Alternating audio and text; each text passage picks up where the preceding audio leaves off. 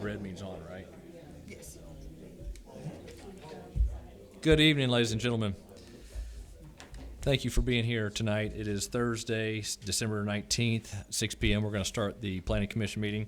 We do have a quorum with 4 of us present and 2 are absent. Please let the record show that Travis and Curtis are absent from tonight's meeting. We have quite a few items on the agenda that we need to go over, but first we're going to take care of some business. We've all received a copy of the minutes. It's been a while since we met. It's been since September. Has everybody had an opportunity to review the minutes from September 24th? Everyone has. Any discussion needed on those? If not, Chair will entertain a motion to approve the minutes as published. So motioned. Got a motion and a double second. All those in favor, please signify by raising your hand. Thank you. That motion passed unanimous. So, ladies and gentlemen, before we begin tonight, like I said, we do have quite a bit of business. We have 4 public hearings. We're going to hear each public hearing first before we make a recommendation. We are a recommending body. Our discussion this evening and recommendation is forwarded to the mayor and council. They'll actually have a voting meeting on this January 21st in this very room. So if you're interested in hearing the outcome of the public hearings, then you need to be here January 21st. So a little bit of rules about a public hearing before we begin. The staff will introduce the item, and upon conclusion of the staff's presentation, we'll call upon the applicant. The applicant is to stand at the podium, state his or her business. The applicant has a total of 10 minutes to provide his or her presentation. The applicant may reserve some time for rebuttal should they deem necessary. Upon conclusion of the applicant's presentation, we'll open up the public hearing for all those who signed up to speak for the request. After those who speak for the request, there's a total of 10 minutes, not 10 minutes each. We'll then open the public hearing for those who would like to speak in opposition. Again, likewise, there's a total of 10 minutes for those that like to speak in opposition, not 10 minutes each. If the applicant has reserved any time for rebuttal, the applicant will have that opportunity to use that time. Upon conclusion of the public hearing, the Planning Commission members up here will go into deliberation. That is where we'll make a recommendation. Any conversation should be pointed towards the Planning Commission, not towards one another or towards the applicant. With that said, I'll go ahead and ask Ashley to please introduce the first item.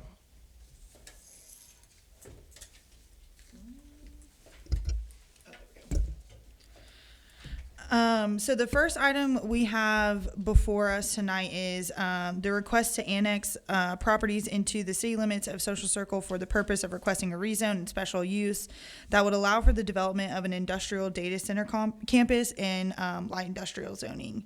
The annexation request is also being done in conjunction with a future land use map amendment, a request to rezone from ag to light industrial, and a request for a special use that, if approved, would permit a data center in light industrial zoning. On your proposed site plan, the data center campus would be developed on an approximately 344 acres and would have 4 buildings that are about 447,000 square feet each.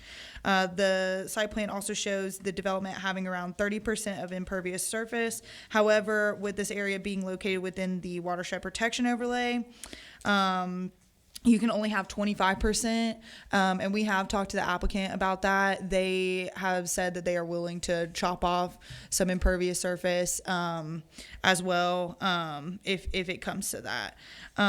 Again, what y'all have before you is more of a concept plan.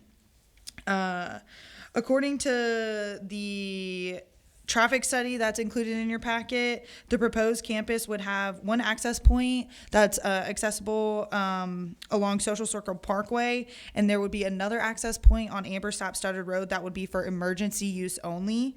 The study indicated that the data center would generate approximately 227 external trips during the AM peak hours and approximately 191 during PM peak hours, with around 1,769 new two-way trips being generated during a 24-hour period. So since it was over 1,000 average daily trips, we did require that traffic study. The applicant held a community meeting on December 4th for adjacent property owners. The developers addressed concerns regarding stormwater runoff, noise, and impacts on utility capacity within the area. Regarding stormwater runoff, the developers indicated that their plans would meet, if not exceed, the best management practices set forth by the Georgia Environmental Protection Division, which is EPD, and they're the governing body over stormwater runoff for the city. They also talked about the noise. They anticipate no more than 30 decibels at the nearest residential structure at any point throughout the day.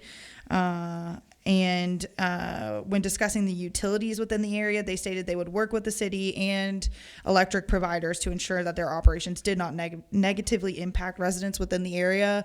They also talked about how there's a national standard when it comes to electricity. They wouldn't be given the power if it wasn't available, and if it reduced anybody's around there.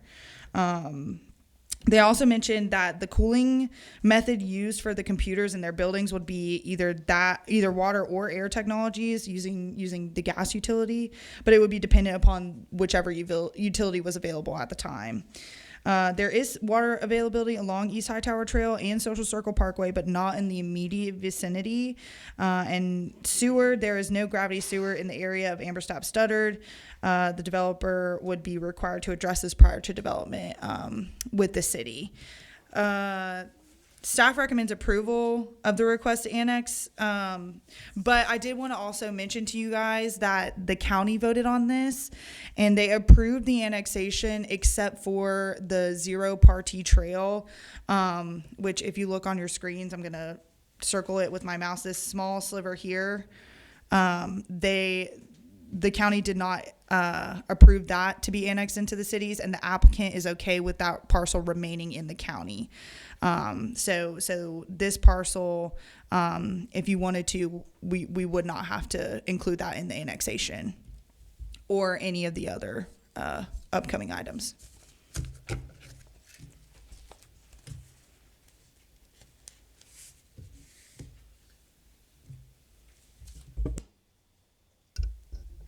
Thank you, Ashley. At this time, the Planning Commission, is there any questions for Ashley? I know I'll have a few later. Okay.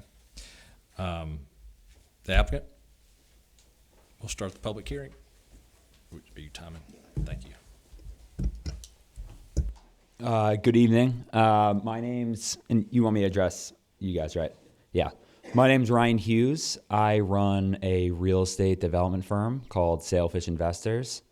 We are the applicant for this project, and we believe our project, which will be a 4-building data center campus in this 344-acre assemblage, is the highest and best use for this land because it brings substantial tax revenues to the Social Circle community, to Walton County, and also from a drain on local utilities, schools, etc. You don't have the same drain that you would have, if it was a manufacturing facility or if it was a warehouse or a high occupancy, high employee count type operation. So we're really excited about it. We think it's going to be a great addition to the community, and can walk through kind of high level what we're trying to build. So I can address everything now, or I can just address the annexation part. How would you guys prefer? I think we'd all like to hear what you have to say, although we'll open the public hearings on each one as advertised. Got it. So as you can see on the screen, we have we show where the site is. That's our 344-acre assemblage right there. As you can see, part of it in the gray area is already in the city of Social Circle, and that same portion, or most of it, is already zoned light industrial. So we will not be changing the zoning or the annexing that area. It's already the right zoning for our use, and it's already in the right area. Where we're focused on is the areas that are zoned agricultural and are currently in Walton County. Here's a closer look at the layout of the site. As I mentioned, parcel number 1 is light industrial, already in the city of Social Circle. Parcel number 2 is in the city of Social Circle, but zoned agricultural. So that's one where we're just looking to do a rezoning. 2 light industrial, and 3 and 4 are in unincorporated Walton County, and will be we're asking to be annexed into the city's Social Circle plus a rezoning. Parcel 5, as Ashley mentioned, we're leaving as is. It will not be annexed into the city of Social Circle and will remain under its current zoning.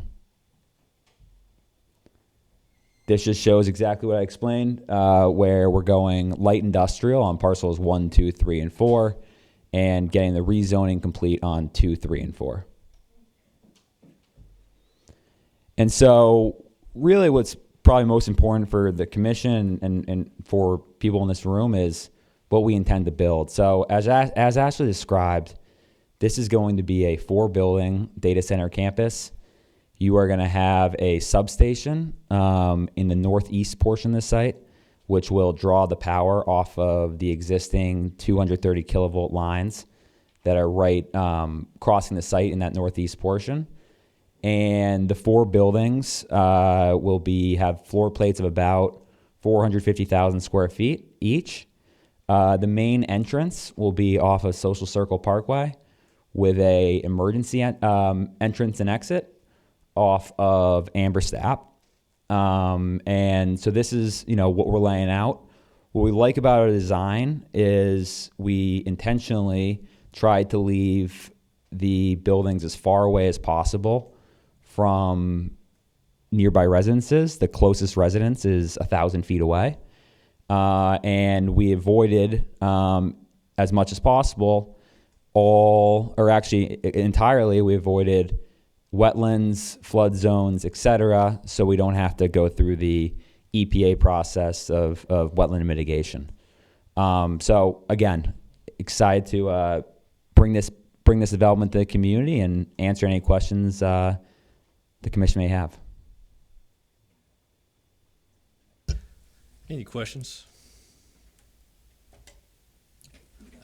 That one keeps us from turning on. Thank you. What's this a data center for? It's a data center for what's called a hyperscaler end user. So it's going to be, the end user is going to be a group like AWS, Google, Meta, But what is it? Microsoft. What is it? Like, what company is going to be there? Because you wouldn't be building it if you didn't have somebody that you knew was going to be there. We are in conversations with multiple hyperscalers right now. I can't name them because of confidentiality, but there are 2 or 3 hyperscalers who are actively looking at the site. And with data centers, the main thing isn't really the rezoning. Obviously, the rezoning's imperative to get it approved, but the main thing is the power. And so the big thing we're waiting on is confirmation from Georgia Power and Walton EMC, who are both dual tracking the process on when we can get adequate data center level power. And so both of those companies will be involved in providing that power? It's going to be one or the other, but we're running dual track systems. And where will that come in? Like, where will the big power lines for that come in? So the goal is down the bypass or down the agricultural area, through the agricultural area? Yeah, the goal is to use the existing 230 lines that cross the site. So there's an easement up in the northeast corner of the site. And our hope is that we can tap into those lines and get adequate power. So no new lines would have to be brought into the area. If they do, and this is a Georgia Power call, not a Sailfish Investors call, if they do need to bring in additional lines, our hope and Georgia Power's hope is to use the existing right-of-ways that they have on that existing easement. But we're not, our goal, because we have no reason to do this, is not to have new power lines coming into the site from different angles. We want to use the existing power lines as much as possible. Okay. Anybody else have any questions? I've got a few. Yep. Talk to me about your anticipated design for your site. It looks like it's just a concept plan. Has there been any preliminary engineering performed on the site? So, as I mentioned, because we're in the conversations with multiple hyperscalers, each hyperscaler has different preferred layouts. So some hyperscalers like, more square data center buildings, some like longer and skinnier buildings, and some like smaller buildings. So we've tried to do here to advance to the next stage and get the site rezoned to a point where we can attract the hyperscalers to ultimately partner with us on the deal, is design really a high level, base case, which is 4 buildings, each 2 stories, all in this layout. So basically, you maximize the design to maximize your footprint to attract a user. Yeah. I mean, maximize the footprints while staying within the bounds of, as much as possible, the impervious surface rules. So you haven't got any conversation and design of building far as cooling? Sorry, we are in the process of planning out the cooling systems. Okay. Again, that is also hyperscaler dependent. Some like to use no water. Some like to use a lot of water.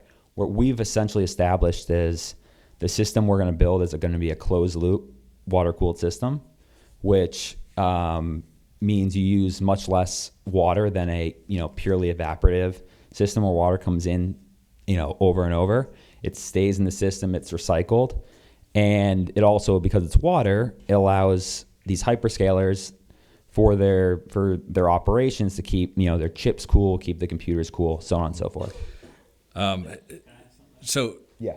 Can I add to that? sure, who are you? Hey, my name's Scott Green. I work with Thompson Hutton Engineering. We met with the city manager and then Kenny Green, who is the city's consulting engineer, about water and sewer, because we heard that was a concern from the community, and it is when Because we don't have it. when we go into any community, it's a concern, right? Utilities, just as a concern as with Georgia Power and Georgia EMC. So with the design, Ryan mentioned this closed loop water system. The day-to-day water use is going to be employees for the facility. Yep. It's the cooling, this cooling technology, since it is closed loop, it'll take cooler water, go in the data hall, it'll be warmer water, a heat exchanger will cool the water off, and it'll recirculate. So the only time you've got to interject new water in the system is if you have to take a coil down for maintenance, or really coils down for maintenance. It's not a adiabatic water system that uses millions of gallons a day of water. We met with the city manager and the city's consulting engineer. They're comfortable with our approach. They're comfortable with working with us as we continue on in design with the utility solution for the project. Okay. I'm glad you mentioned the closed loop system. I'm very familiar with that system with data centers that have been built within Metro Atlanta area. That system seems to be the most efficient at this time when they inject glycol, but in that case, the water cannot be returned to the wastewater treatment facility. What is your plan when that occurs? Because it's not going to be straight tap water in that cooling system. So that's and it doesn't sound like we're far enough in to understand what the plan is for a lot of the things, because I'm looking at the site. The site can change, the buildings can change. If there's not an end user or not going to be, here's your footprint, user, you use it. It seems like a lot of the questions I may have are up in the air, but I'll keep asking them. Well, I wouldn't necessarily say up in the air. I mean, in the stage of design we're in, you're not going to have those answers fully baked out, right? So we've got to have architects. I'm a civil engineer, Yep. right? So I'm outside the building. We've got to have architects, MEP. We've got to have a design builder on board to cost option these solutions for the tenant. We're at the stage of zoning, right? We do a lot of data centers, and those building sizes and shapes are very real, but for confidentiality reasons, those are great shapes and great sizes, and that's going to be very close to what the end product looks Sure. like. I don't, And at a high conceptual level, we know what the water usage is. That's why, we had that conversation with the city manager and Kenny, and they feel comfortable with the water we're talking about as we get past this step and move on into preliminary design development, construction drawings, permitting drawings. That's when we're going to be able to answer those questions with staff as they review our plans. and I understand that. That puts us in a predicament as a recommending body to say, yes, this is good for the city, that we recommend X, Y, and Z. Not having that data. The DRI is not even complete. And I understand Northeast Georgia was asking, DCA was asking for additional information. So We've got all that information back to them. right. And it doesn't have to be complete until the mayor and council meeting for a final vote and decision. But it's nice to have it up front for the recommending body, is what I'm saying. We don't have a lot of those answers. The question about Amber Stapp Studdard. In your plans, do y'all anticipate using that as just a gravel access, fire access road, and that's gated? Or is that going to be an improved surface, open, without any kind of blocks? So these facilities, security in these facilities is as high as any other use there is, Department of Defense type security levels. So just from, I've been in a few data centers. You got to get in the gate. You got to get a pass to get in the door. You got to get checked in the front desk, and you got to have multiple passes to get to these data halls. So from a level of security, this facility will be at the highest level of security. In saying that, from an everyday use, there will be one way in and one way out. So The access, to answer your question, the access we're proposing is for emergency vehicles only. In the event something happens at that guardhouse and it gets blocked and a fire truck has got to get to the site or an ambulance has to get to the site, that access will be gated. There'll be a Knox box there, and then there will be access for emergency vehicles to access the site. let me re-ask my question in a different way. Where will the gate be placed? Will it be placed up at Amber Stapp? We'll place it the right of way. Yes, Or, sir. because I imagine down by the buildings it will be gated and fenced. Yes. But to prevent someone from driving down that's not intended to drive down that, to later get, a quarter mile down the road and can't get any further, will there be a block at Amber Stapp?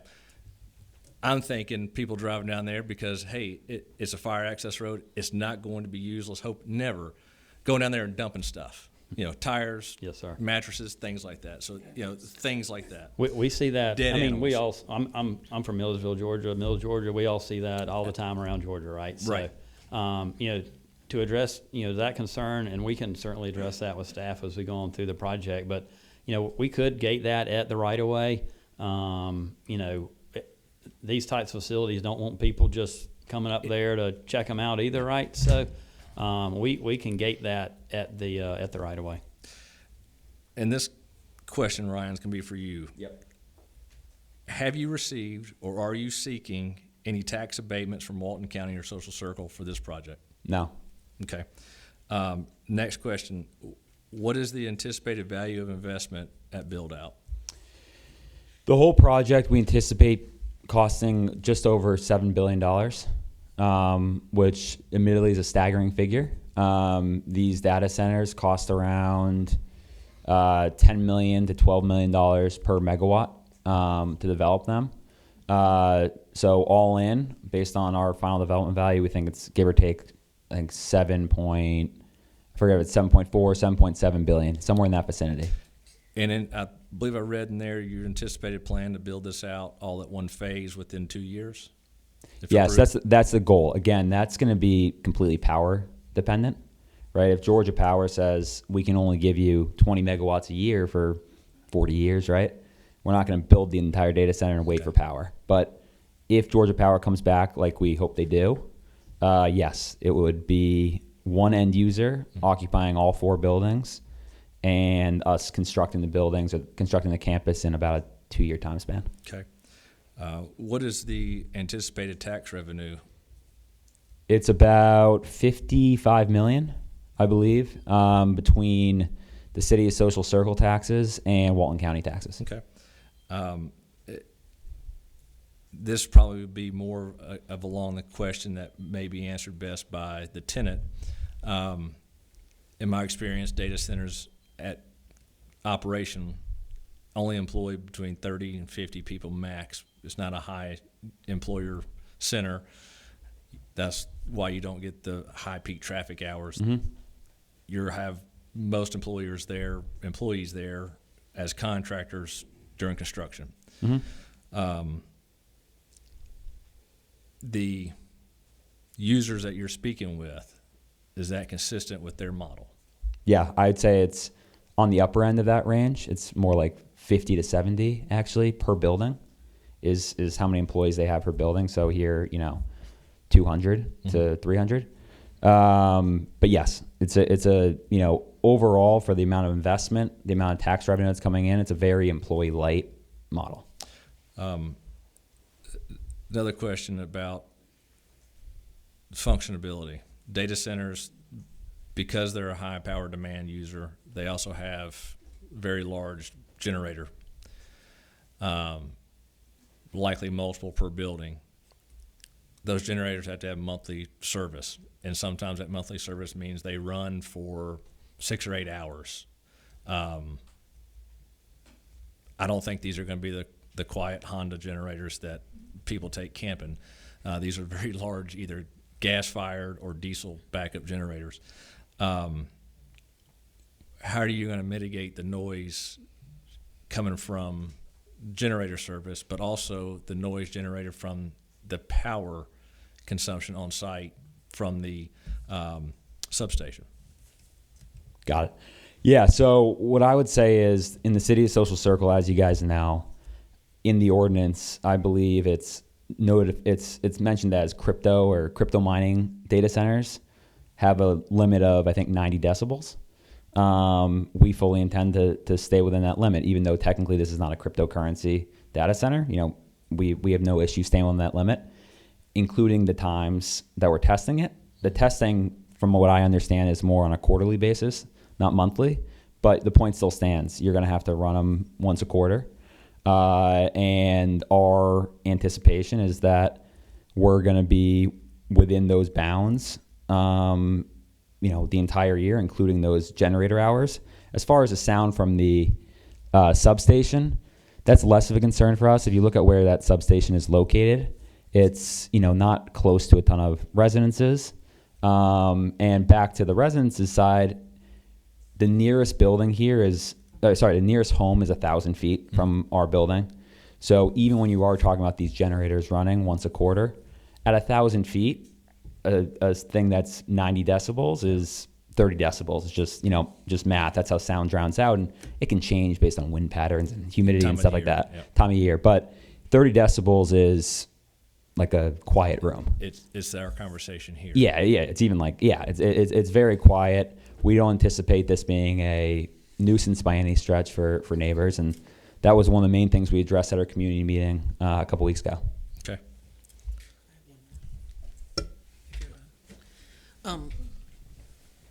I'm assuming that this is going to run 24 hours a day, 365 days a year. That is a heavily agricultural area, and what sort of light pollution are we talking about, and how can we mitigate that? From a light pollution perspective, I don't think you're talking about too substantial given how low the employee count is. Lighting in this area for data centers is mostly, employee parking, stuff like that. We're willing to work with the city of Social Circle to mitigate any potential lighting issues if they do arise. But as of this stage, we don't suspect that to be an issue. You don't anticipate putting a wall pack every 100 feet along all the exterior walls in that case? Yeah, no, that's not. Yeah, we don't anticipate that. And knowing the plan is very concept, and knowing that your end user will likely put 50 employees in the building, that won't be 50 employees 24 hours a day. There's shifts. Your plan shows a lot of parking, would there be consideration to remove, I don't know, 3/4 of that parking surface that would help the impervious area and things like that? Sure. So from a parking standpoint, and I know you really can't see it on this plan, but at the top and bottom of each building, that's how many parking spaces just fit linearly there with the tree island. So yeah, we can cut those numbers back. It's just we just showed what could be there. Yeah. You know, when we were creating the And concept plan. that's knowing that this is a concept. The idea is if we can reduce as much impervious area as we can, then, you know, moving forward, if you're approved going on construction, that helps reduce construction costs, but also heat island effect, so on and so forth. There's a runoff. lot of good benefits from that. Yes, sir. Okay, so you're not absolutely married to the idea of having more parking spaces than No, in fact, the entire city has. because we're bumping against the impervious surface threshold as it is, if we're going to lower something, right, Yeah. we're going to lower the parking lot versus the data center. Yep, okay. All right, well, if there's no other questions for the applicant, we'll open up the public hearing for those, for these items. Ashley, was there any rebuttal time? 4 minutes? There is 4 minutes and 18 seconds. So the first item on our agenda was the public hearing for annexation. There was no one that signed up to speak for or against the request to annex. For clarification, the request to annex is just asking the city to bring this property from the county to the city.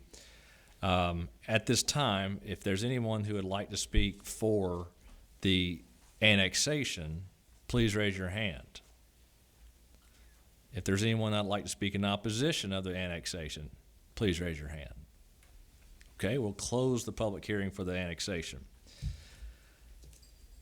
We'll open the public hearing for the future land use map amendment.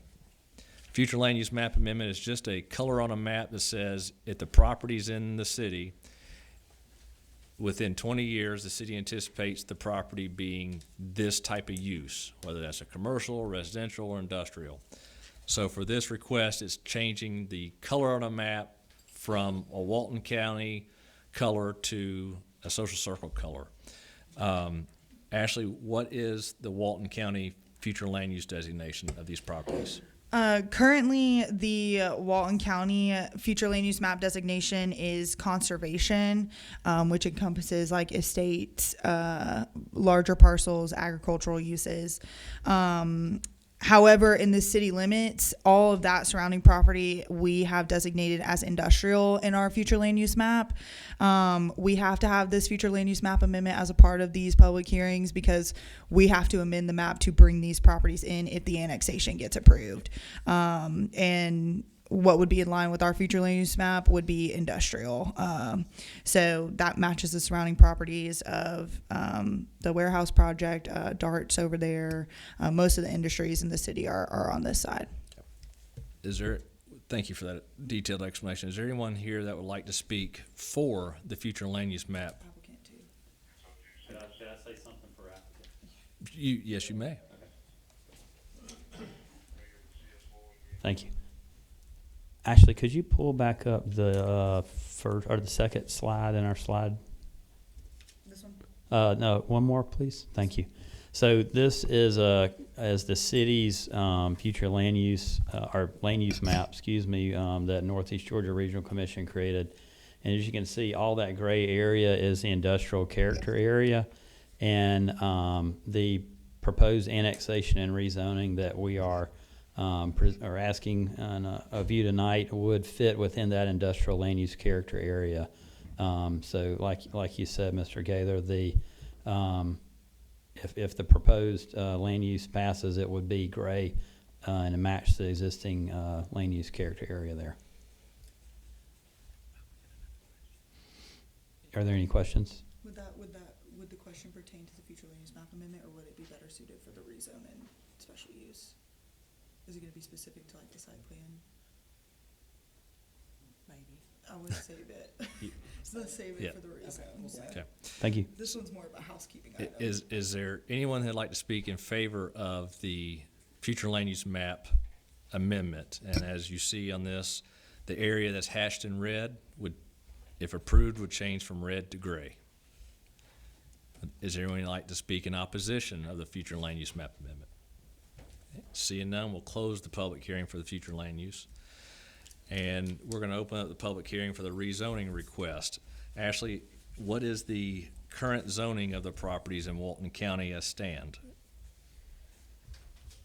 So the current in Walton County, there are since we're not talking about the Partee Trail parcel anymore, if you look down here in this bottom right hand corner, these bright green parcels, they are zoned I think Ag 2, which is a zoning we no longer have in the city. We just have agriculture. So you can see the other property they're asking for a rezone is already within the city limits, and that one is zoned Ag. So they're while the original application asked for all 4 of these properties, we can choose to just rezone these 3 properties if the annexation passes in the future land use map. What is the county zoning? Ag 2. Ag 2. Yeah, sorry. Let me double check that. That's right. I'm sorry, it's agricultural 1. It's Ag 1. Okay. All right. Applicant, did you have anything to say about the rezoning? No, sir, we're here to answer any questions you may have. Okay. Did you want to ask your question, Valerie? Is this about the rezoning or about the use, the data center use? Well, I just, kind of both. Go ahead. So, we are very close to the agricultural corridor, or the industrial corridor in Social Circle on the bypass there. So, there's a lot of property there. So, why are you looking to annex property into the city and rezone it rather than look at property that's already zoned for light industrial? And in that particular location? Yeah, it's really a 2-part question. So the first part is why we're looking to annex it. We're looking to annex it simply for the utilities and getting the utilities through the city of Social Circle. In terms of why didn't we pick a different site that already was light industrial zoned to go for this use. As I mentioned earlier, the power lines and the power lines crossing our site are a gigantic positive from a development perspective for a data center. So if you look at this broader area, there aren't that many sites in this area that are of this scale, so you can build a big data center campus, but also have high voltage power lines crossing them. So, if you look at the aerial, for instance, the power lines go, the 230 kilovolt power lines go northwest, right along that corridor, which is currently in the city or in unincorporated Walton County and pretty much stays outside. I don't believe it ever crosses the city of Social Circle, and you need access to the power lines to get the power. So our industrial corridor is not going to have high voltage power lines? Not to the degree that you would need for a data center, no. So the existing industrial, I'd have to overlay the map with where the power lines are, but the existing where you have right now, the existing in the city limits of Social Circle, that's light industrial, the industrial character area, does not have the same voltage power lines that this site has, which is currently in unincorporated Walton County. Because when you say high voltage lines, you're talking about a different magnitude. These are 230 kilovolt lines, which are, aside from 500 kilovolt lines, which are very rare in the state of Georgia, are the most powerful, transmission lines that Georgia Power operates. And they're just hanging out in an agricultural area waiting for a data center? I mean, it depends on your perspective. But it's a good thing for us. It's a good thing for property values in the area. And yes, we think it's a really good thing. Okay. I want to add something. Your question about the power. So, the manufacturers that are within the city and all traditional manufacturers that we typically see, you're served off 3-phase power, which is more than what our loads are to our houses. But not quite to the level of loads that are required to service these data centers. That need the 230 type lines that Ryan was describing. Okay. This is the same line that crosses Knox Chapel down there before you get to Cross Hall's place. All right, is there anyone who would like to speak in favor of the rezoning request? Is there anyone like to speak in opposition of the rezoning request? Can I ask a question? You can come up to the podium, yes, ma'am, and state your name and where you live and ask your question, please.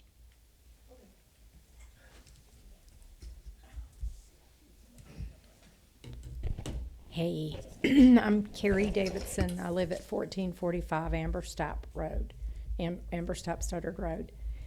My husband and I were just trying to look at the map and figure out where this is in relation to our address.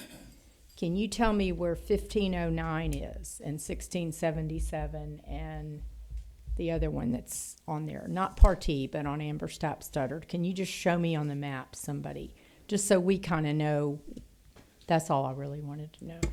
So the Amberstop Studdard properties that are mentioned, this one is technically an Amberstop Studdard address. This is the Amberstop Studdard address, and this is the other Amberstop Studdard address. Okay. So these are probably, Is that where I live, down in there? I believe so. Can you pull up Q Public? 1445. I just wonder if I could walk up there and see She's it. going to pull it up on Q Public Okay. and show you where your property is in relation to the site. Thank you. That's all I wanted to know. Thank you. You said 1445? Yes, ma'am. Oh. Sorry, y'all, it's been a long day. All right.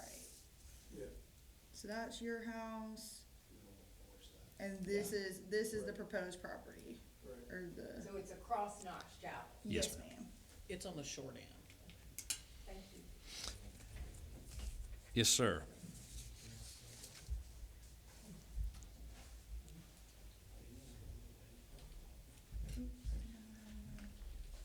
Good evening. Hello. My name is Brian Glass, 119 South Cherokee Road, Social Circle, Georgia. And I'm wondering if the council has assessed what the difference in the permitting process is from Social Circle versus Walton County. In other words, it seems like the big elephant in the room, you might say, here is what is going to happen out there and what kind of permits they have to approve, because you're not really giving them permits to do anything, but you're wanting to know a lot of technical details about what's going on, which means if you pull it into the city, you're going to use your criteria, and if it stays in Walton County, then they're going to use their criteria to do it. So I'm wondering if is that a play as far as what happens here, because otherwise I'm hearing some word salad on why it needs to be in Social Circle versus Walton County. I mean, I see the power lines outside, and the utilities, I'm not really clear on the water, although I do read that there's a new water increase fees for adding water. So I guess they're going to get that through an aquifer, or they're going to get it through a well, or who's going to have to approve that? And is that the City of Social Circle, and does the City of Social Circle have the detail in order to assess permitting something like this as opposed to Walton County? I'll do Yes. my best to answer those questions, and you're welcome to stay there because you may have more. I think that's it. Okay, so it is likely that the applicant is seeking annexation and zoning inside the city because in Walton County, they may not allow the type of use that they're trying to get, a data center, in that zoning district. And there's no other industrial zoning or any other zoning district that they could ask in Walton County So since it abuts the city limits, they have the right as a property owner to request annexation. The power lines that run through there, just so happen that they've been there for quite some time. That's mostly in Walton County, and it touches a little bit of the parcel according to the map I'm looking at here.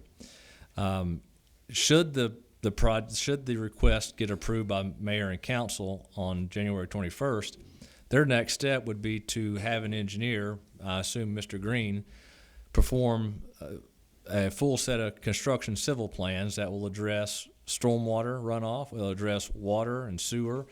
Meanwhile, they'll be in talks with Georgia Power and Walton EMC about providing power utility to the location. From my understanding, and I'm going to have to ask Ashley to correct me if I'm wrong here, water and sewer are certainly not in the area. So the applicant would be responsible to provide water and sewer to the site, and that would require likely that the applicant would have to bring city water and city sewer to that location, and that may require easements across other people's properties. That may require upsizing water lines in the area because, as you know, we have a little bit of a water dilemma in the city. Here comes more questions. Well, thank you. I think that covers probably the power and the water, but is the permitting for the building, the parking, the electrical, the building itself, as well as the grading and all that stuff, is that more restrictive in Social Circle or Walton County? Because that will be the big that will be the big issue, is them having to Yes, come in and present those plans and have them evaluated based on, and I'm assuming you're saying that Walton County doesn't have an industrial zoning? They do, but not in this area. This area in Walton County is agriculture, it's low-density residential, and the county's zoning district that would allow a center like this, it would not be allowed in that agriculture zoning. Well, And to answer your question about what jurisdiction is more strict, I can't speak for either one. I know the city does not have a local issuing authority for land disturbance permits, that all land disturbance plans, grading plans, erosion control plans, those are sent to the Soil and Water Conservation Commission in Athens. It's EPD, and it would be EPD because it's going to be over 50 acres of disturbance on a site this large. So the Environmental Protection Division would log the plans in. I'm sure somebody will look at them and they'll send them right back out. Truth be known, at that rate, the city does issue building permits. So the building permit application process would fall to the city. The city's building inspector would review the plans. The fire marshal will review the plans, and they would inspect the building as it's being constructed. But the site inspections, those would fall to the Environmental Protection Division. I'll add on to that about the permitting process, especially since it's part of what I do. We're not the local issuing authority on land disturbance and stormwater and all of that kind of stuff. Like Chairman Gaither said, that is all done through the state. However, we do look at the civil plans to ensure that there is adequate parking. It meets our UDC, which was recently adopted in June of 2023. And fire also looks at the site plan to make sure that they have adequate access and they can get their apparatuses in and out safely. And at that point, when we're looking at the site specifically, that's when the water and sewer issues would get addressed as well. So that process is a very collaborative process. There's a lot of back and forth between the city and the applicant and all that kind of stuff. We have a third-party reviewer that also looks at the site plan to ensure that it's meeting our code and all that kind of stuff. And the building is reviewed by a third party as well. okay, that sounds like you're happy with it.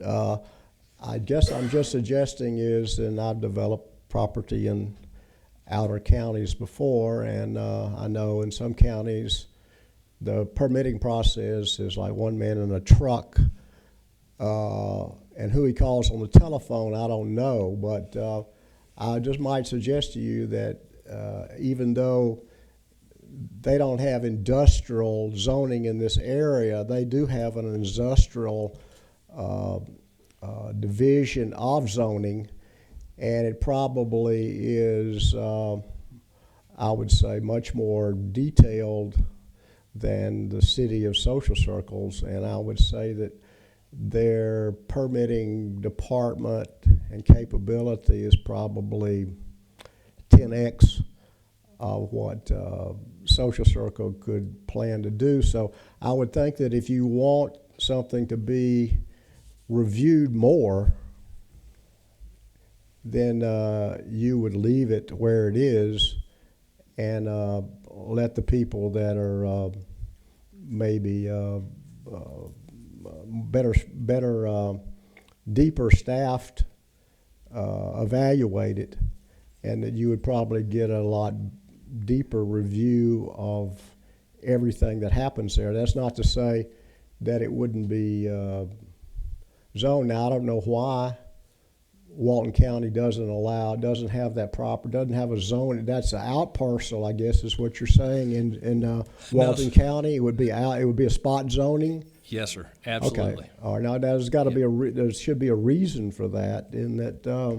So with your zoning districts, typically you want your zoning for industrial near truck corridors. You don't want them near residential. You don't want to put your industrial near any residential areas, no matter the density. You try to, when you plan for the community, you try to plan for those industrial uses, like I said, in areas where you have travel corridors for truck traffic, so you don't have truck traffic mingling with pedestrian level traffic. This area, as you know, is very low density residential and agricultural uses. So Walton County is not going to have an industrial corridor, industrial area in this rural part of the county. Most of their industrial is going to be closer to your cities, Monroe, Loganville. They may have some along 78 going towards Athens because 78 is a state highway divided 4 lanes. So in this area, the county, it would be, like you said, spot zoning for an applicant to request a lane use intensity like industrial in this location. So you think all of the reasons that Walton County doesn't want it there are mitigated by you bringing it into Social Circle? No, sir, that's not what I think. Okay. I mean, I would, you're setting up a premise that they don't think it should be there, but you do, or you might. It might get approved to put there. And so I think that there's some play there between the two jurisdictions, and I think there's probably a lot of play in the permitting of it. If you left it where you wanted it permitted more heavily. Now, I don't know if you could pass it, you could bring it in saying that it had to pass the same criteria that it did in Walton County. I mean, that would be fair. I don't know if you're prepared to do all that, but in my experience, another jurisdiction won't do the review right. unless they're no, I getting mean, the permit you would fees. have to do Yeah. the same. They would have to meet the same standards Yeah. to do it in Social Circle as they do in Walton County, Yeah. and that they would have to pay for whatever that ever cost. Sure. So Okay, that's the point. thank you. Thank All right. We're still on speak against. Yep. Is there anyone else that'd like to speak against the rezoning request? Yes, sir.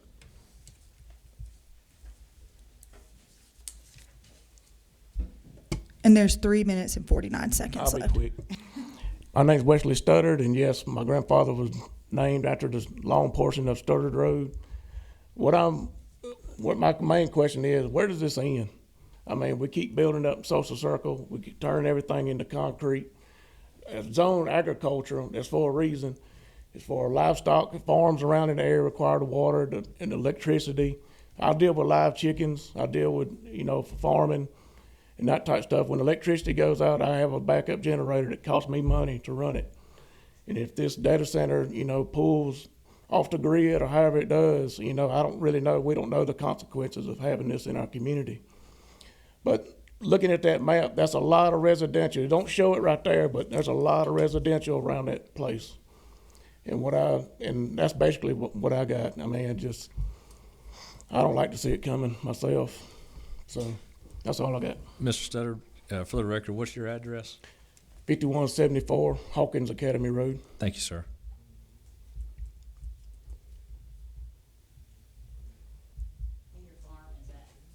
Yeah, my farm is on Amberstaff Studdard, 1030 Amberstaff Studdard. Thank you. Thank you. Is there anyone else that'd like to speak in opposition? I think you got a couple minutes. Well, just very quickly. Not so much the opposite, well, your power. You're talking about Georgia Sir. Power. You gotta Sir. address us. Yeah, address us, please, sir. I'm sorry, I'm Bill Davidson, 1445 Amberstaff Studdard Road. Yes, sir. Okay, you were talking about the power, it's going on the north side, that's what, 230 KV lines? Yeah, 230 kV. All right, how much power do you anticipate? I heard you say 20 megawatts. No, our tentative plan is 800 megawatts. All right, have you met with Georgia Power? We met with Georgia Power. It's going to be a process to get, it's going to take time to get that many megawatts to that site. Correct. So how do they anticipate doing that? We can address all this. Yeah, sir, you need to address us. If you have questions, you can ask them and they can Well, have a that's what I rebuttal. mean. If you go Yeah. through your power, because I know where the line is and what you're anticipating. You also mentioned the data center. Have you compared that data center to any other data centers and what the power is necessary and the water and things like that? Could you expound on that? Yeah, Please. They Yeah. have some time for rebuttal, and that's something they can Okay. try to Is that answer. all right? Yes, sir. I want Thank to you. hear more about that. Thank you. Yes, sir. Yes, sir. 2 minutes and 4 seconds are left.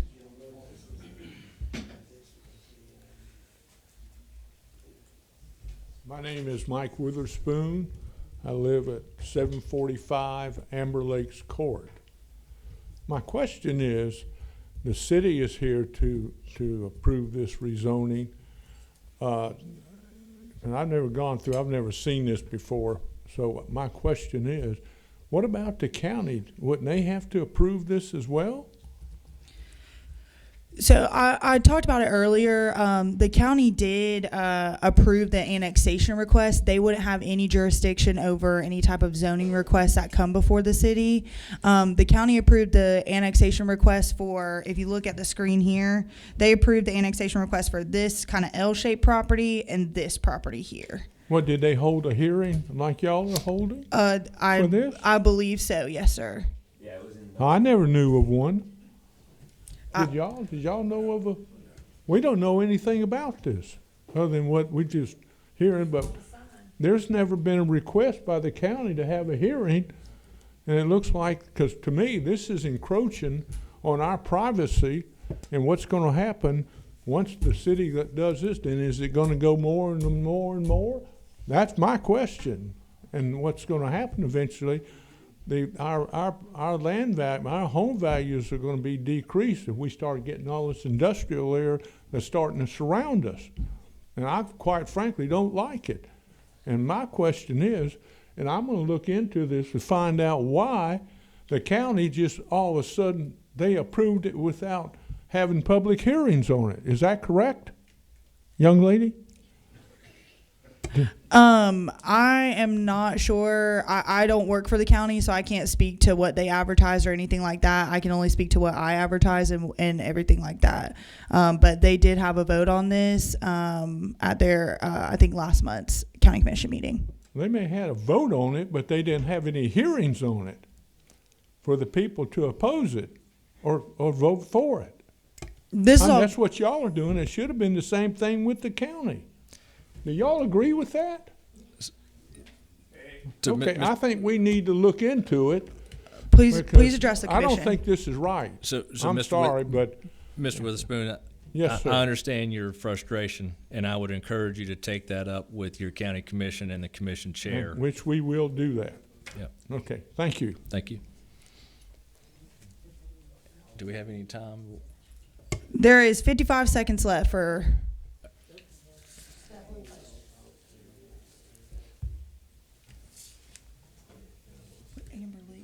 Amber Lakes Court. My name's Twana Gilbert. I'm at 1579 Emerstap Stoddard Road. My property actually joins, it goes right up against this proposal property. I'm just wanting to know why y'all want to put light and industrial property in between two residential houses.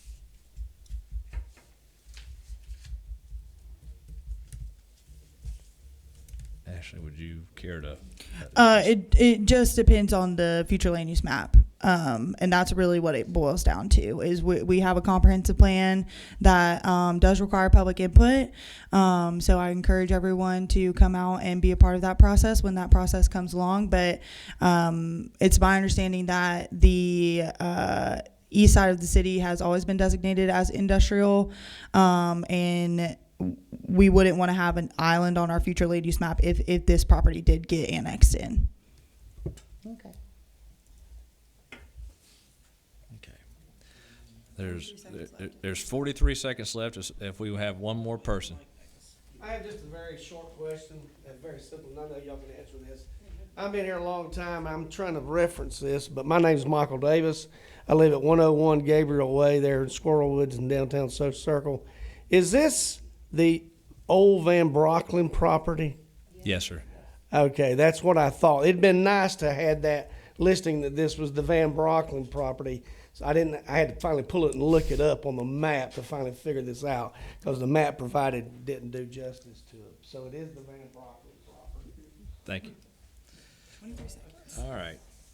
At this time, we'll close the public hearing, and the applicant does have 4 minutes left. No, they have 10 for this public. Oh, you have 10, okay.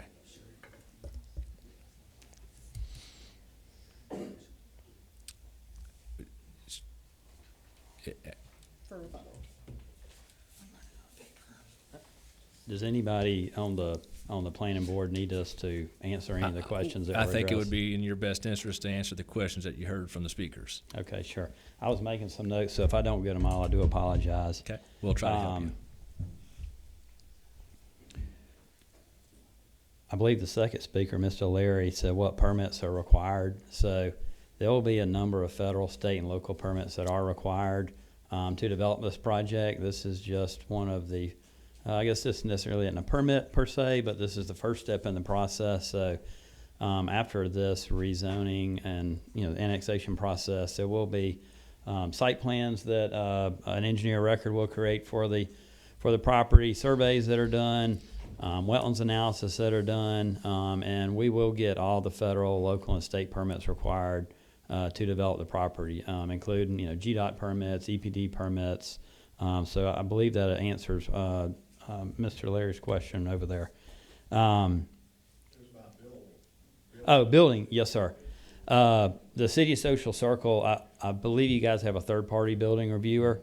I know Turnip Seed Engineering is the city's third-party engineering reviewer. So if Thomas & Hutton, the firm I work for, was chosen to do the design on the site development plans, we would develop the site development plans in accordance with federal, state, and local permits. We would get those submitted to EPD for stormwater review and erosion control review. And then we'd, like Ms. Ashley said, we'd submit those to the city. The city's consulting engineer would review the civil plans and Ashley would review those from a planning standpoint. Separate to the civil site development plans, architects, MEP, structural engineers, more members of the design team other than myself would design the building, and those plans would be submitted to the city, and that would go through the city's third-party consultant, which is separate of the city's third-party civil engineering consultant. Thank you for your questions. Sorry, I'm trying to read my handwriting here. There was a question asked, I believe, related to the power, and you, sir, I think asked the question. What is that process for power? So in the state of Georgia, if you're a load over 900 kilowatts, which is most every manufacturing type project historically in the state of Georgia, there's you as the customer can have customer choice. So no matter where you're in Walton EMC's territory, Georgia Power, or MEAG territory, you can speak with all the utility providers to try to provide service to you. And I've worked all around the state of Georgia. I work with Georgia Power and the different EMCs. And there is a organization called NERC, the North American Energy Regulatory Committee, I believe. And NERC was established as a policing board. I'm not sure the exact term, but a self-regulatory agency that all the power companies have to abide to. Georgia Power, all the EMCs, all the major power providers, Dominion, Duke Energy, all across the nation. And just speaking with the heads of some of these power companies, they have told me on various sites, including this one, that the power company has to analyze the grid. They cannot provide service to one customer and take it away from another customer. So when we put the site plan together and have laid the buildings out and have come up with the power needed for the project, we develop what's called a load ramp, and we project the load when it would come online and when the full load would come online, and we submit that to the power companies, and they put that in a very large model. It's probably larger in the state of Georgia, right? So Walton County necessarily doesn't have a grid. We're part of the overall grid, state, southeast grid, really. So they put that in the grid, and they look at it from a capacity standpoint on generation and transmission, and study that, and will come back to us and say, we've studied it, and this is what we can provide your project. This is the dollar value it's going to take to bring the power there, and this is when we can bring the power there. So of the important steps, this is one of the important steps we take in this rezoning process. But the second step right now is in that power study process. It's parallel to this. We don't have the end results from the power providers yet, but we are in the middle of that. We are speaking with them regularly. These studies take somewhere in the name of 12 to 16 weeks to complete. So we hope to have those studies back that will help us continue with the development of the plans. So I did want to address that about power. Hope that addressed the question there, sir. On water and sewer, I said this a little bit earlier, but we are wanting to be a lower water user. We understand the water and sewer resources of the city currently. We understand some future plans the city has in terms of a new wastewater treatment plant, and we want to work with the city and their engineering consultant to make sure we fit within the water and sewer infrastructure the city has. There is a 10-inch water main on the bypass currently that's in front of the site. There is not sewer immediately in front of the site, but we are in conversations with the city on how to provide sewer to the project and connect in the city system and fit in the long-term plans of the city. This project has to fit in the long-term plans of the city, and we'll be working with the city and the city's consultants to make sure we do that. Okay, that was power and water. I believe at a high level that was most of the questions that I wrote down. Thank you. No, sir. The public hearing has concluded on that request. So now we have the special use permit. So special use permit is, we've been talking a lot about the project itself because that's what's important to everyone here is what you're going to do with the property. So we've had a public hearing on the annexation. We've had the public hearing on the future land use map amendment. We just closed the public hearing on the zoning. The zoning is what regulates land use, what you can and cannot do with property. The next public hearing we're about to open is for the special use permit, and that is what the applicant has applied for, a special use permit to build and operate a data center in the industrial zoning district. Special use permit is like permitted uses, but require a little bit extra scrutiny, review, oversight because of externalities that can occur. This is really where we should have been talking about the project itself, but we've been talking about it the entire night because that's what's important. Is there anyone who would like to speak in favor of the request for a special use permit to establish and operate a data center on these properties? We have, you can, Are there any questions of the planning board for the applicant at this time? no, sir. And Okay. if we do have questions of the applicant about the project, it does not count towards your public hearing Okay. time. I just want to speak as the applicant and ask if there are any questions. So, Gotcha. thank you. Okay. We have one who has signed up to speak in favor of the special use permit. This is Mr. Ronald Allman.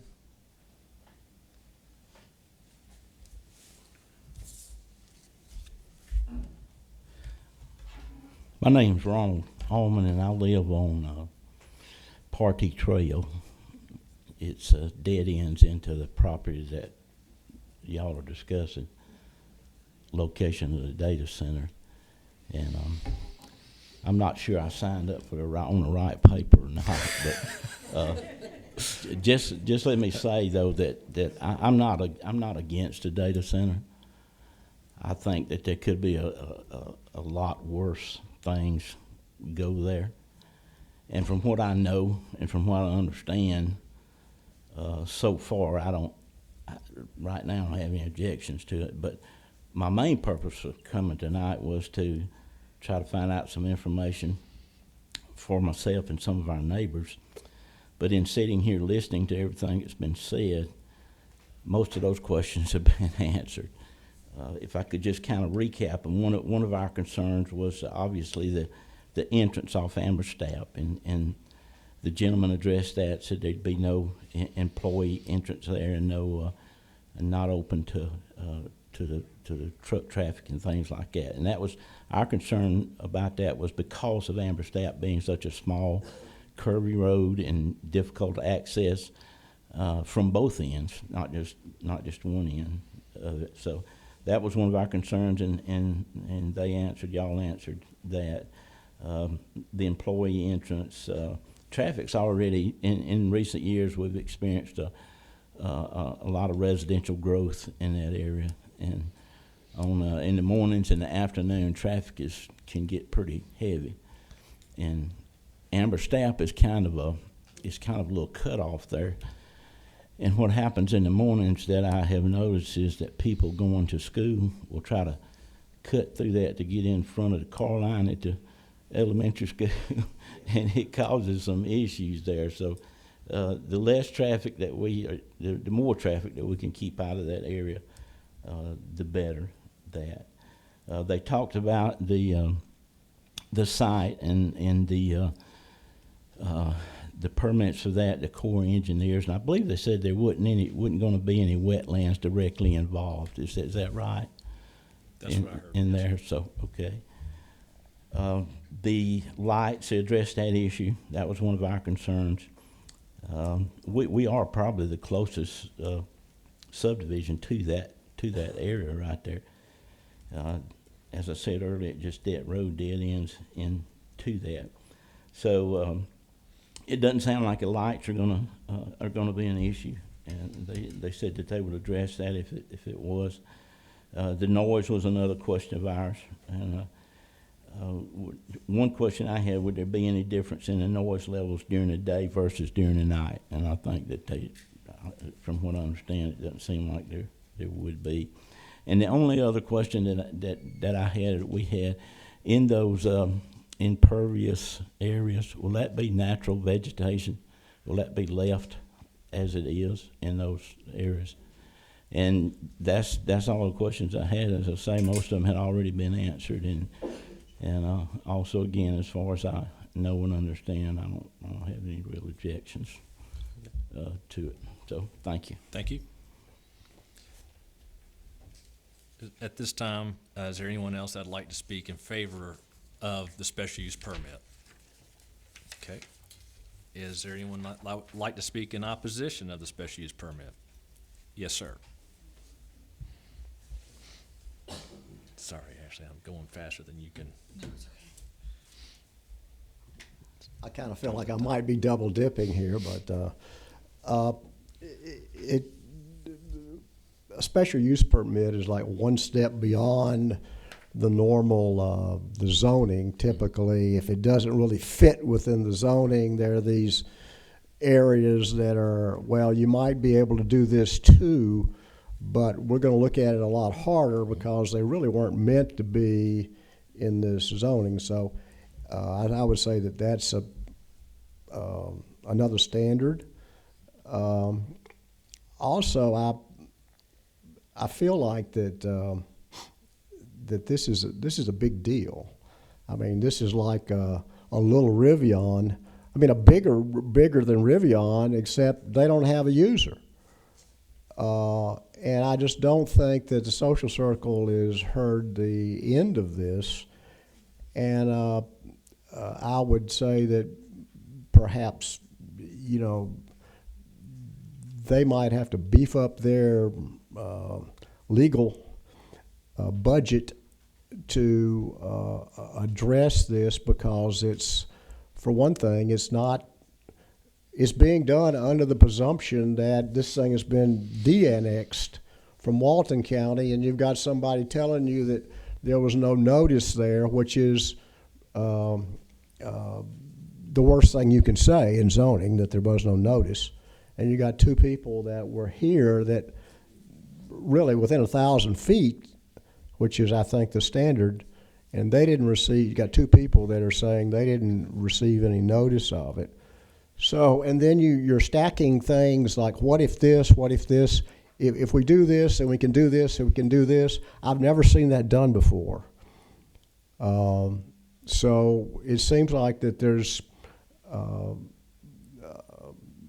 you know, if it comes to it, there's going to be a lot of questions about this, and it just seems like it ought to be delayed, and there needs to be a lot of ducks in the row and questions answered prior to doing this, since that wouldn't really prohibit them going out and trying to sell the site. So it just seems like that there's a lot of unanswered things, and maybe that's it. Thanks. Okay. Ashley, what's our time check? 7 minutes and 17 seconds. Is there anyone else that'd like to speak in opposition? Yes, sir. And I'll get to you next, ma'am. So I am Michael Zielinski. I live at 162 North Dogwood Avenue. I am here on behalf of my brother-in-law. He lives at 138 Amberstapp Studdard Road, which is the property probably closest to the center. His only concerns are hours of operation and construction. I don't know if there is a ordinance or regulations on what time they would be testing the generators, or what time, I guess most of the noise would be happening during construction. But if there's nothing in place, I don't know if that's something that could be brought in.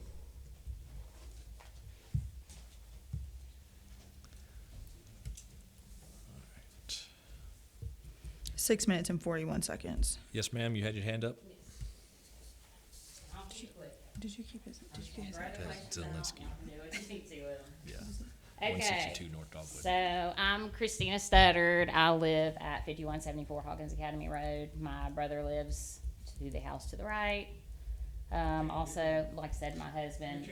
Oh, so sorry. I live on Hawkins Academy, 5174. My brother lives next door to me. My husband operates farm on Amberstadt Stutter 1030. His parents live at that address, and his brother lives across the street. My son's 5th generation on the Stutter land, so it means a lot to us, you know. So the questions I have, I guess, would be in ignorance about a data center in general. So I've done some research, and I need some clarification on this. You know, first thing I want to ask is, how can the board make a proper recommendation for zoning when we're missing so much information about the impact on the power grid? That's my first question, like how that is even possible, because that's like cart before the horse, and I don't understand that in this situation. The second question I would have is, what is the potential for contamination of the coolant chemicals that are put into the water for the coolant? Will there need to be storage built for that water? It cannot go back into the groundwater because it will be contaminated, possible pollution. So I'd like to bring up that point.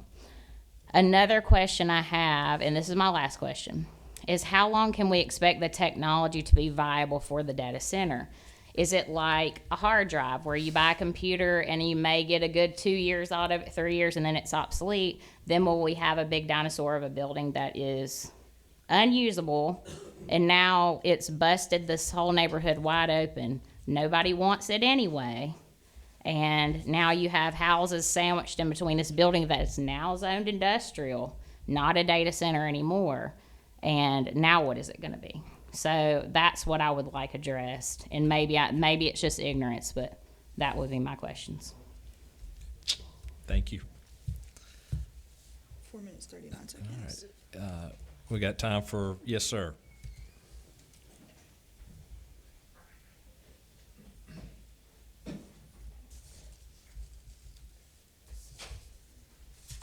Has the city looked at this as far as what it's going to do to the road usage? Does the city have plans to rebuild Amberstadt Stutter or Knox Chapel? Because the road system's not very well. And the question is, what's it going to do when they have 280 employees coming into this small area, as far as, you know, the traffic count, and how's it going to affect? I mean, are they going to have to, have y'all looked at it? Are they going to have to widen Knox Chapel? Has anybody looked at that? The city won't touch Knox Chapel Road. That's a county road. Wait a minute. So, huh? What? Yeah. What about Hightower? I would have to look into that for you about the widening of East Hightower Trail. Okay. And Scott, I got a question for you. yes, sir. When was the last time you saw this done, where there was going to be county property rezoned to city property? Have you seen this before? Yes, sir. And now what happens? What does the county do about it? Have what you've seen, have they done it every time they've done it? The county, the commissioners approved it, and they didn't have any public hearings? So I can tell you from my experience in other jurisdictions, Mr. Witherspoon, when an annexation request by the property owner or on behalf of the property owner is called annexation by 100%, meaning 100% of the property owner and properties have requested annexation into a municipality. By law, zoning procedures law, that municipality has to send notice to the county.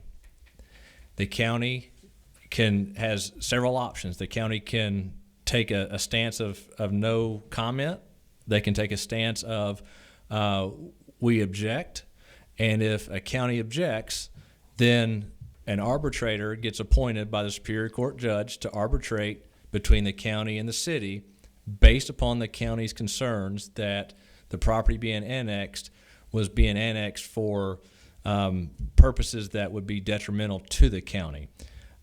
In my experience, and it's been over the last 20 years, I've not had a county object to an annexation request. It is unlikely that Walton County, I don't know what Walton County's ordinances state, but by state law, Walton County is not required to have a hearing for property that's being annexed into a city, whether it's Social Circle, Loganville, Monroe. I don't know what their ordinance states, so it's very possible that their ordinance requires a resolution or ordinance by the BOC, Board of Commissioners, to allow the annexation to occur. But I don't know for a fact. It looks like y'all would operate under the same Zoning same procedures law, guidelines yes, as sir. far as that's concerned. So Yes, if sir. that's the case, y'all having public hearings. Yes, sir. Looks like the county would be required So- to do the same, and then they would decide whether or not they wanted to, inform the property owner, well, we're gonna have public hearings on this, because we've had hearings on it and the people don't want it. So because the zoning request is coming to the city, by that law, the zoning procedures law, it does require the city to host a public hearing. Social Circle, like Walton County, has a planning commission, and that's our board here. We are an advisory board to let the public voice your concerns, to hear what the applicant has to state, but also the mayor and council hold a very similar public hearing, just like this, where you'll have an opportunity to speak. It looks like the county would have to go under the same guidelines that you go under. Well, when zoning is taking place in the county, say if you were trying to rezone your property at Amber Lakes Court, then you would apply to the county, and the county would hold a public hearing very similar to this, because they are the ones who have zoning authority over your property. I understand that, but you're going from county to county, though, the same thing. You Yes, want to make some kind of change that's going to require that. I can understand that, but when you're going from county to city, it looks like both government bodies would have to do the same thing, hold public hearings on it. Only the jurisdiction that's assigning the zoning I holds the public understand hearing, that. and that would be the city, and that is the zoning procedures law. Okay, thank you. You're welcome. 3 minutes and 2 seconds. Okay.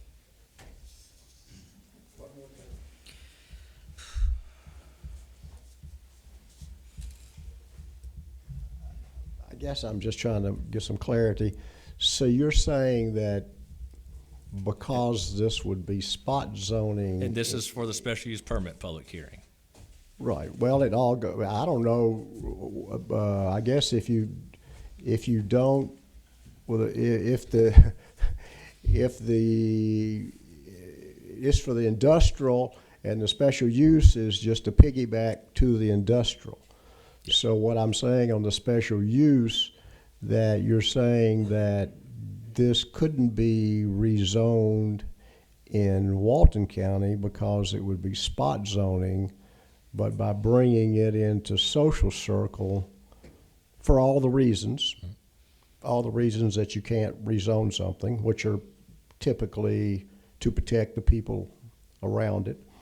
But if you bring it just into another municipality, then they have the ability to, a better shot, let's say, they think, of getting it rezoned. Is that what it boils down to? So since the city already has the abutting zoning district, the light industrial, since the light industrial from the city abuts the county property that's zoned agriculture, the applicant has that authority or that ability to ask for the zoning that it abuts. Now, there are some nuances in law that I will go into later about how property is zoned when it's annexed. But we're talking about the special use. Special use. Is the use of a data center appropriate for the property? That's what the special use is asking. And I think that there's some nuances about rezoning when something is adjacent to the county line.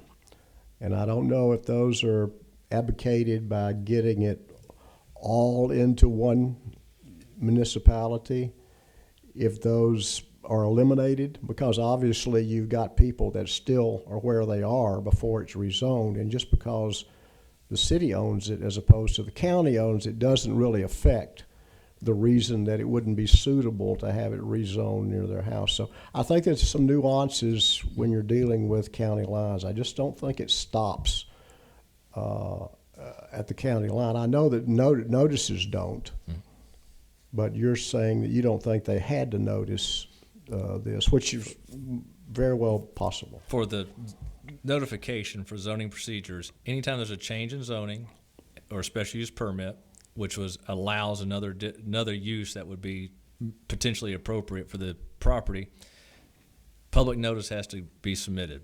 And that's, by the minimum, all adjacent property owners receive notice. That's not in state law anymore. It's 1,000 feet, I No, believe. it's not required. 1,000 feet is not required. Is that local? Some jurisdictions do adopt greater standards. So but you have what is your standard?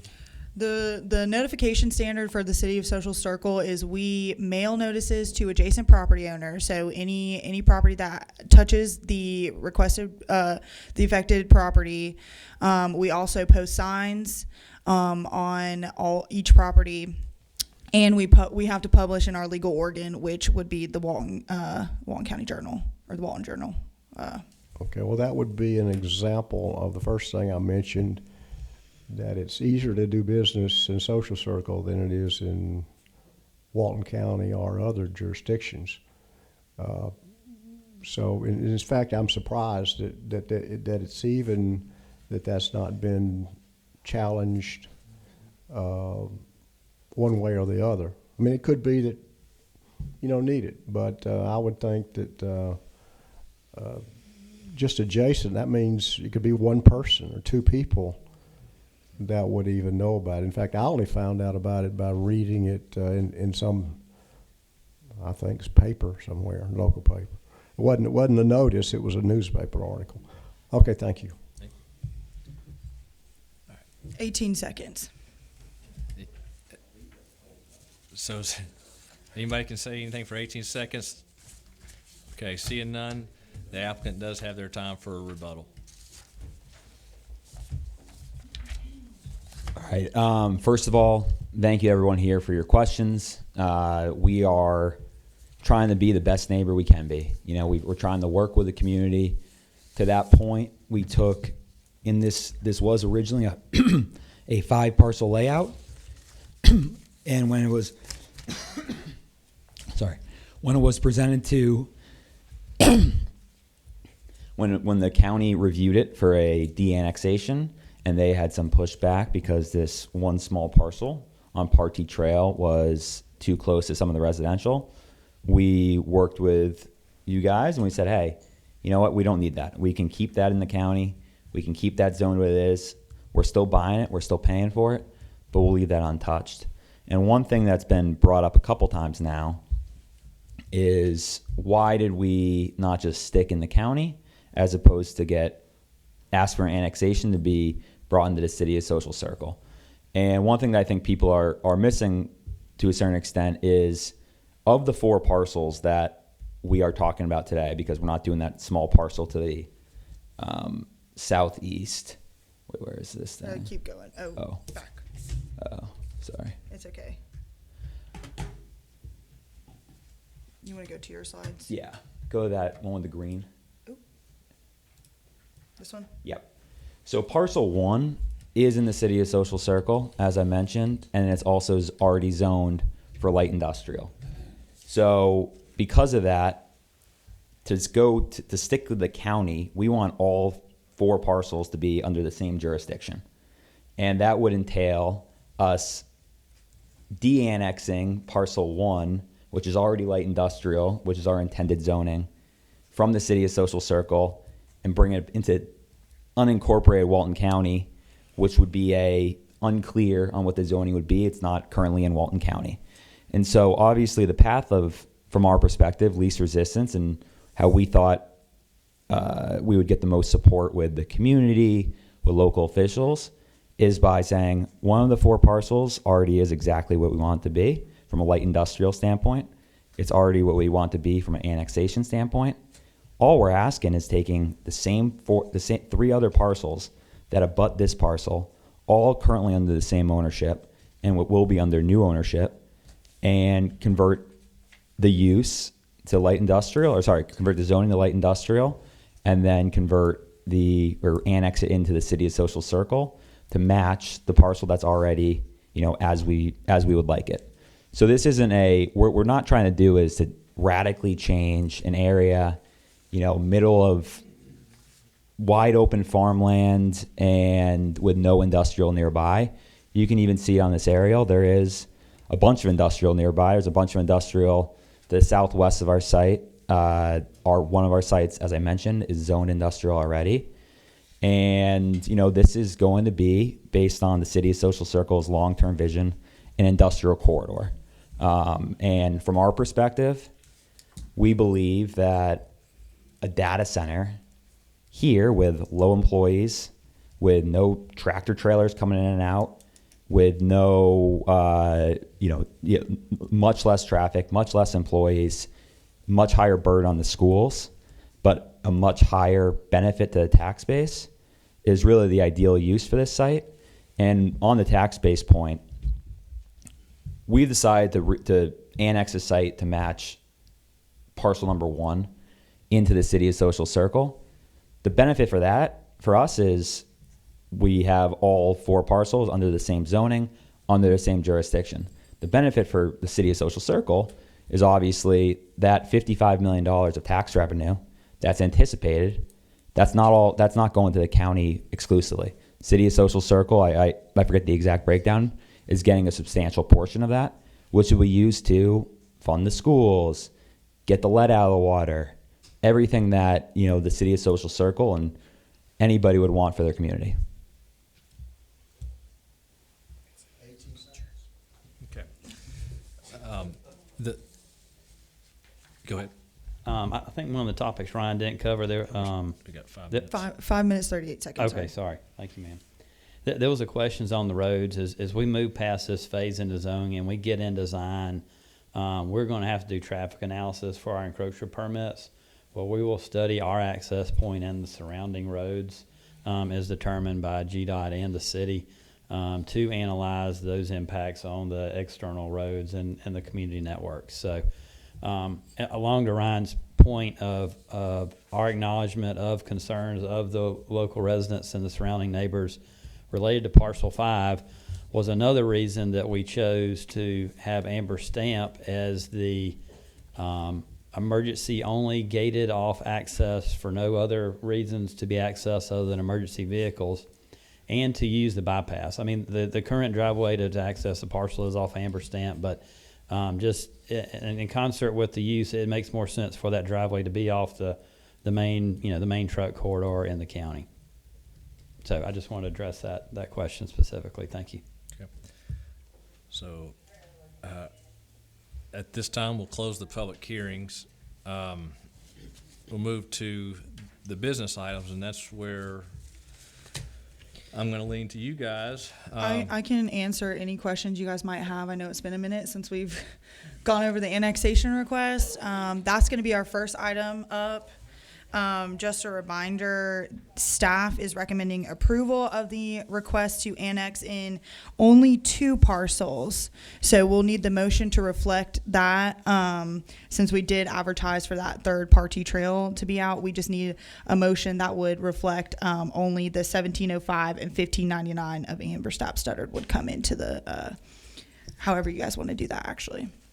But that's staff recommended motion.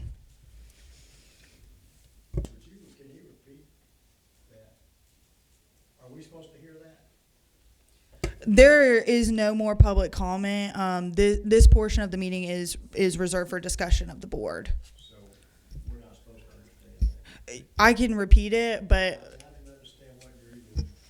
so staff's recommended motion for the benefit of the planning commission is to approve the annexation request of 1705 Amber Stap Studdard Road and 1599 Amber Stap Studdard Road. Go ahead. So we're gonna so this is annexed into the city. And I'm hearing that even if we annex it and take on the burden of utilities and all of that for this new site, Walton County is still gonna get the tax revenue from that. Is that what I'm hearing? They will get a portion of the tax revenue just because that's how taxes work. You have to pay county and city taxes. Okay, and it would have to be disclosed if there was abatements offered by either entity to the end user or to the developer? I believe that is subject to open records. Okay. Okay.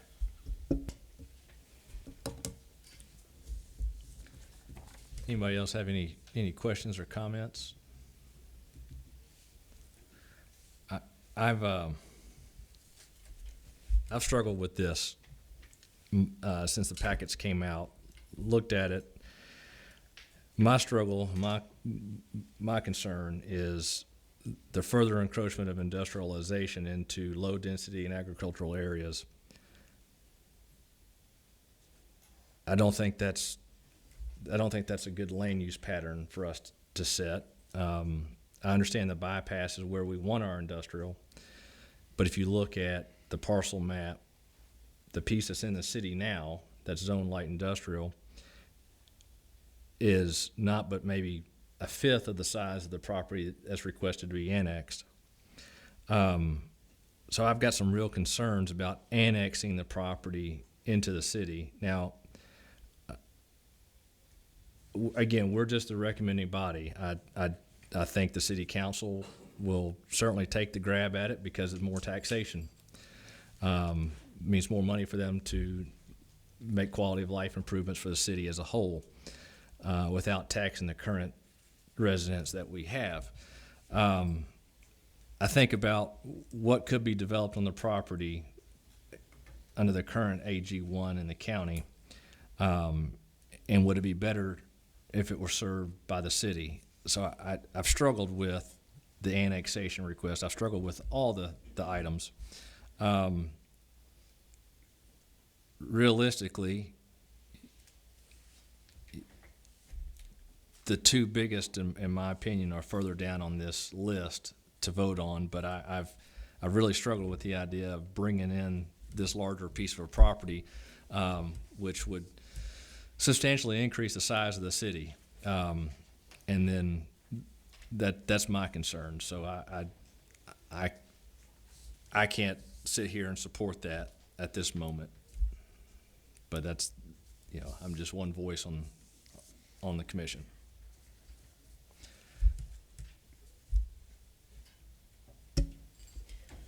So I have had the same struggles. Hearing that a data center is the highest and best use for agricultural property is false to me.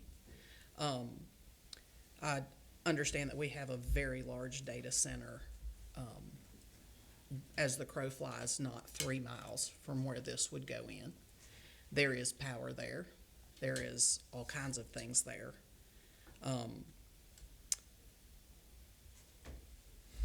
Controlled by Joint Development Authority, but this would be within the city. I feel like the power that is necessary for a data center of this magnitude will eventually come to our bypass. It's just convenient at the time. That is the warehouses that are going in on the corner of Hightower and the bypass right now, this is going to be every bit as large as that. And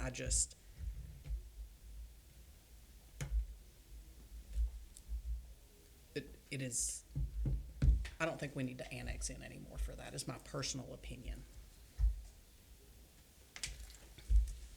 Ms. Brown? Make sure you turn it back on. Actually, I'm feeling the same myself. I was just down on the bypass the other day and saw the big building that's already there, and they hadn't completed it. And then I get this and see this, and I'm like, I'm not sure. My feelings is just kind of like not all the way there. Yeah. Adolphus? Any comments, concerns? I feel pretty much the same as everybody else. I'm skeptical. Don't have a lot of information on it as far as the pros and cons of it, and I don't feel it. Okay. Ms. Ignore? Y'all don't wanna hear what I have to say about it. Well, And this is about the annexation. uh-huh. And with something that big, it's some more property somewhere else. Why there? We should, it's residential and all that, let it stay residential. If another residential would wanna come in there, okay. And my thing about the whole concept is messing with water. I just got my water fixed, and it was messed up for 3 years. And I just don't know. I just can't see it. Because one thing, we approve stuff, and I've seen it happen. And no, we're not gonna do this. That's what they're saying. Next thing you know, bam, here up comes what they're not gonna do. I'm not saying that they're gonna do that, but you know. Been burned before. Mm-hmm. Okay. Good. So I have issues with kind of the presentation. You know, I understand that we're only talking about annexing 2 of those pieces of property. There's a lot of information here that I know it's probably our punishment from the universe for not meeting for 2 months, but there's so much to get through. And there's so many unknowns. I feel like we're being asked to make a decision on something that A, we're never gonna see again, and B, is it complete enough for us to really know what's gonna happen, right? We don't have a site plan. We are even changing the parameters of what, you know, we're taking one of those pieces of property out. We're not allowed to know an end user. The property could be sold and site plans changed completely by the time we see it again. And we're hearing that there's not gonna be a variance for impervious surface being changed. To talk about the variance, that is something in the UDC. It says you cannot ask for a variance on in the watershed protection overlay. So that's specifically addressed in the UDC. Okay. So I feel like there's a lot of information, but there's still so much missing information that it's very hard to make a blanket yay or nay statement that would be in the best interests of smart and regulated growth for the town. Okay. If there's no other discussion, Chair will entertain a motion for the annexation 2024-1, annexation of 1705 Amberstaff Studdard Road and 1599 Amberstaff Studdard Road.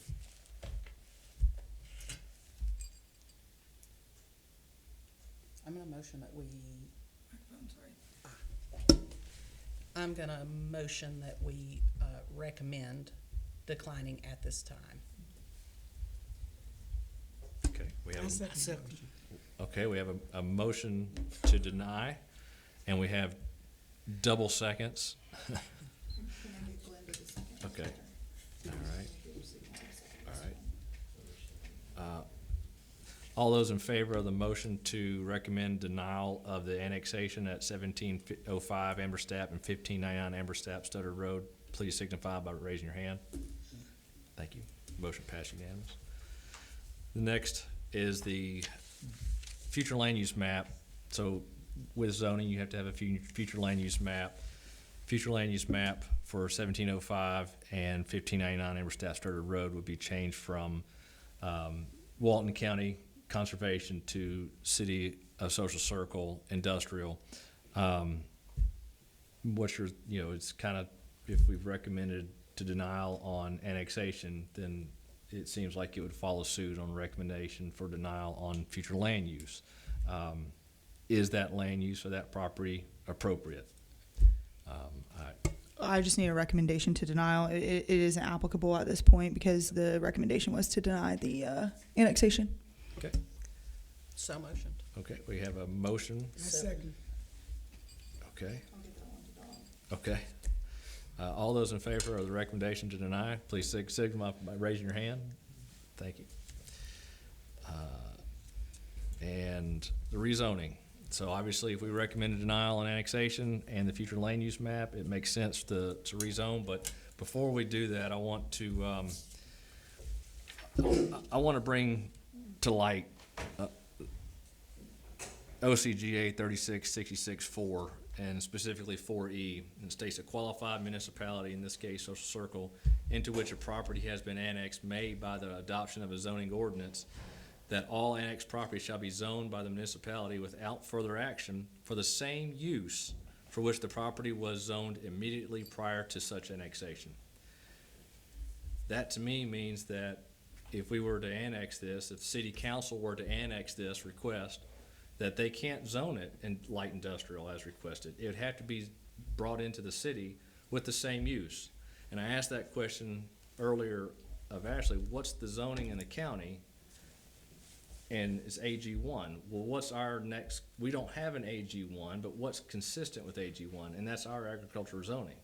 So it is my belief that if the city council were to annex the property, the zoning could not be light industrial. It'd have to come in as zoned AG. Now, that doesn't prevent the applicant next month from applying for a rezoning, but it can't jump from a low-intensity zoning district in the county to a high-intensity zoning district in the city.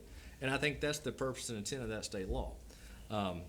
So I wanted to get that out there because even if we'd gone down that path, I think we would have been setting the city up for potential challenge. So,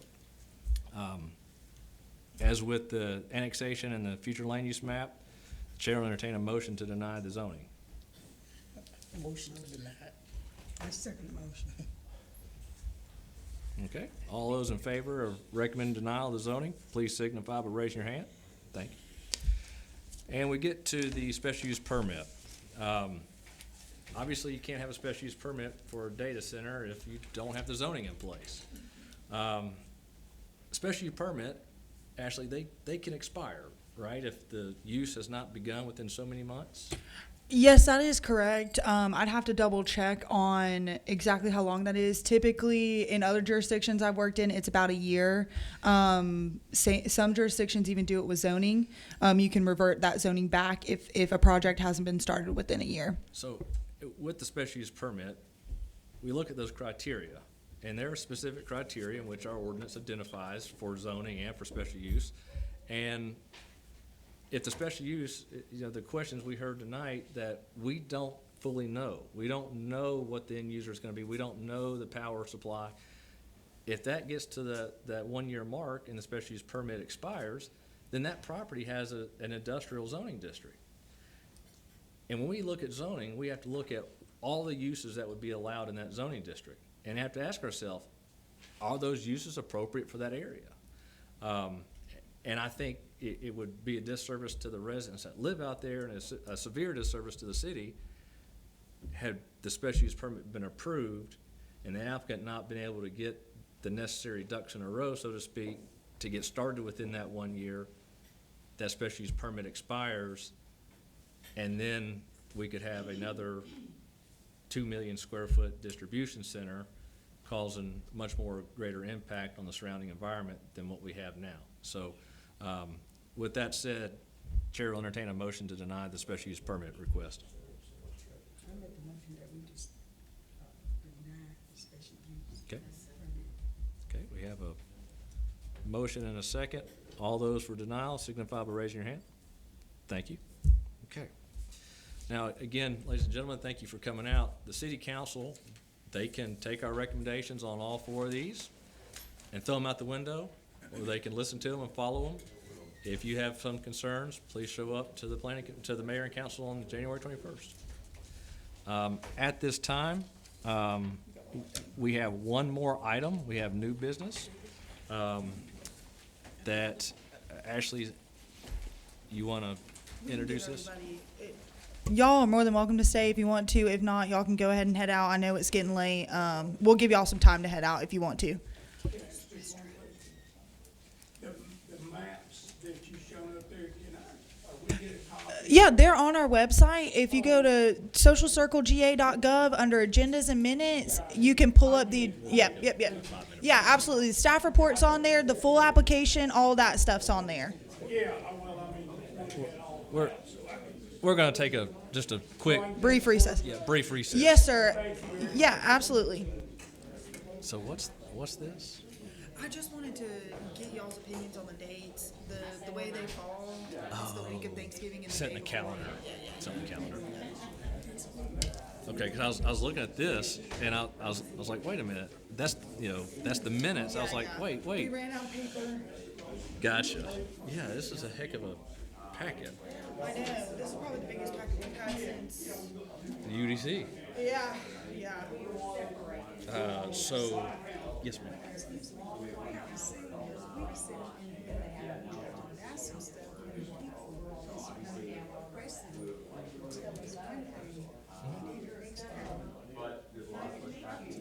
It's completely different. Yep.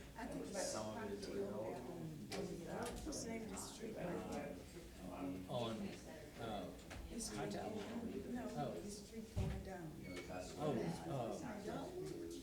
Yeah, Dogwood.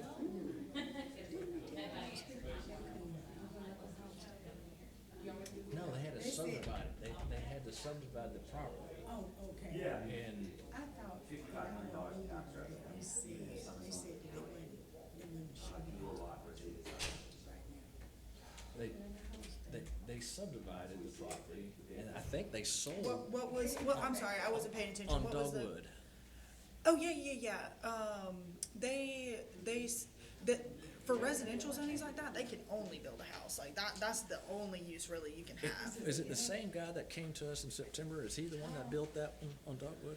Mark Jones, I think was it? Mark,